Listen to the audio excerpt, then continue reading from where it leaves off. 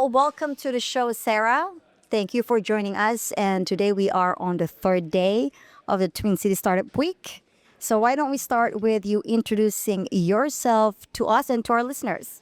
Yep, I'm Sarah Anderson. I come from a management strategy background, but the startup space is where my heart is. And I've spent the last few years doing some angel investing and am currently toying with my own startup idea. Okay, so what actually brought you here today to this event? Yeah, just to learn to immerse myself in the local Twin Cities startup space and also to learn from the other people who are doing cool things in the community. Okay, is this your first time in the event? I know that this has been going on for such a long time. This is actually our first time in this event. How about you? Yeah, no, I've been here probably 3 or 4 different years, but it's been a few years. I took a few-year break. Okay, and so how is this experience so far? It's been great. It's such a fun community. And so I think, were you here on the first day and the second day, and today's the third day? This is my second day here. Your second day. And what has been the highlight so far? What has been the highlight? I think just meeting other people in the sessions. Okay, so speaking a lot of people to collaborate with, Yeah. to build synergy with. Yep. Okay, awesome. So let's talk about your startup. You said you're a big fan, right? Your heart is always in it. First of all, what's your startup? What's the idea? And who is it for? Who do you serve? Yep. So it's called the Social Loom. In the United States, we are facing they call it a loneliness epidemic. Anywhere from 20 to 50% of people say that they feel lonely on a regular basis. It's huge. And we believe that comes from a community crisis. Engagement in religious organizations and social groups is way down.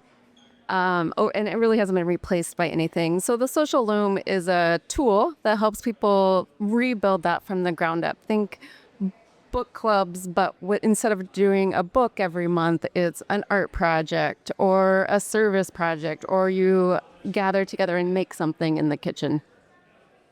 Very interesting. What brought you that direction? What's the inspiration?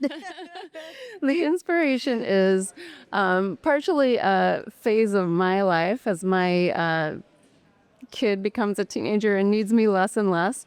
But I've had a group of women, we call it our Mahjong group, but we set the Mahjong on the table. We actually don't know how to play.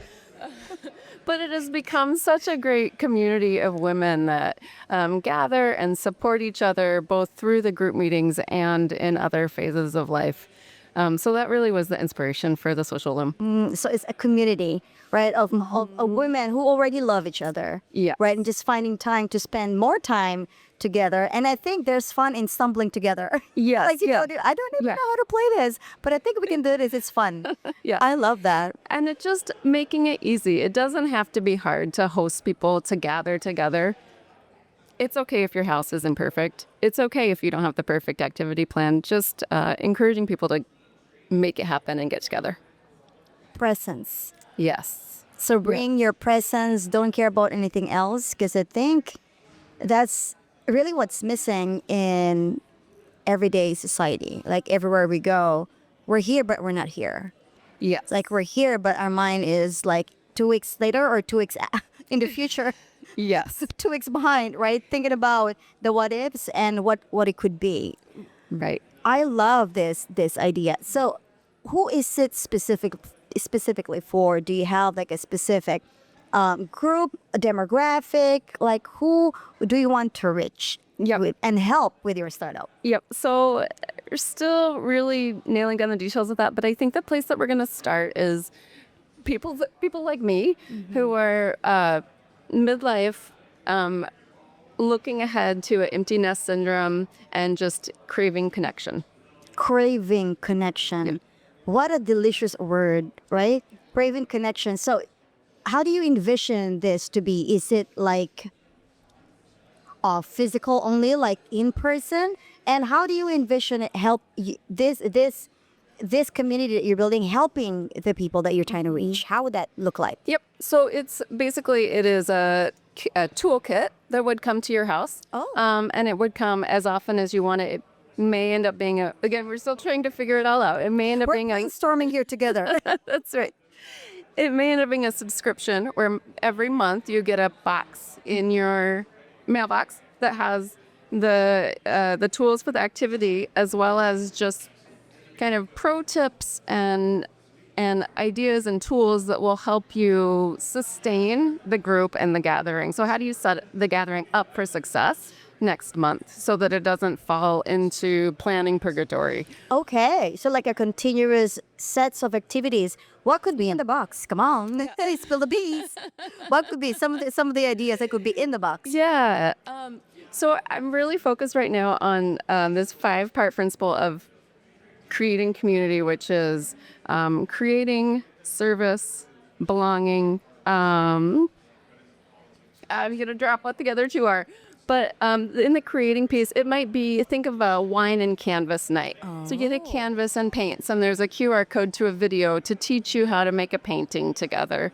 Or it could be the materials to make a blanket for the Linus Project. So you make a fleece blanket together and then donate it to a kid who would need that through this program.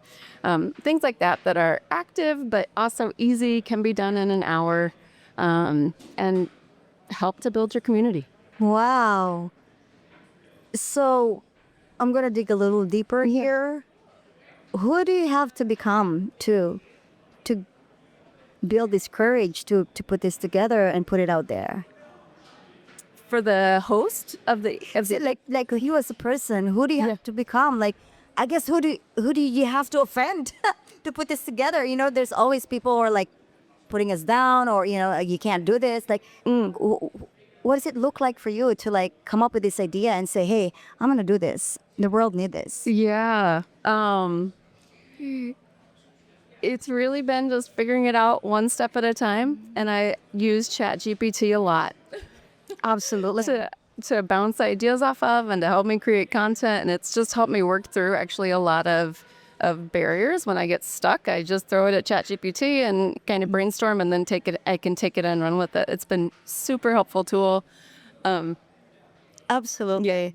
Yeah. So I guess where are you now?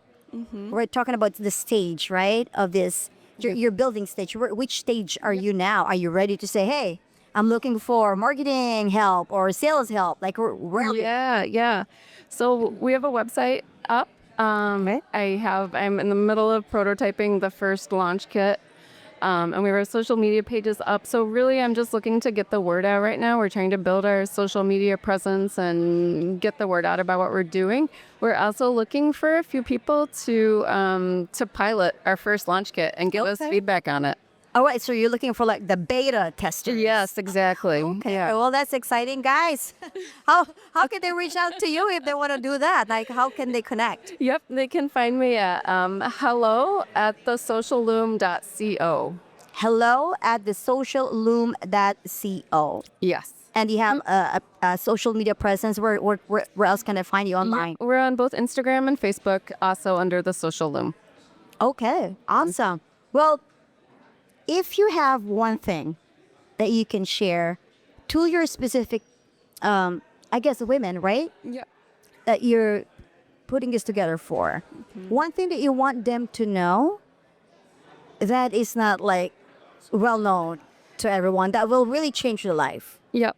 I think it's to be brave, put yourself out there. People don't care if your house is clean. They will appreciate the connection. Mic drop. Well, thank you so much for joining us today, Sarah. I appreciate you. I do look forward to that, going out and helping a lot more people and build a lot of great communities, building that connection and presence. Thank you so much. You're very welcome. Yeah.